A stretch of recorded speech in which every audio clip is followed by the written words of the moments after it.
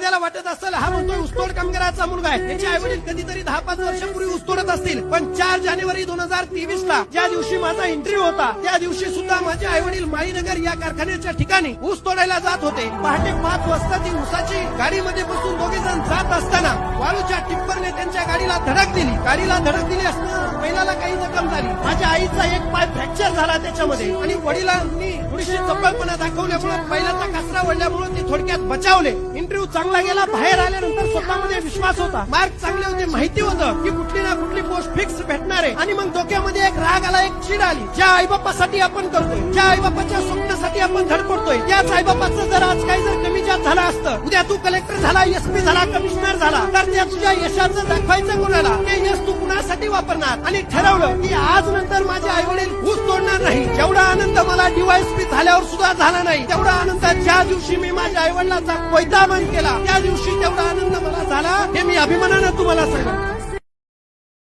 Download ShareChat.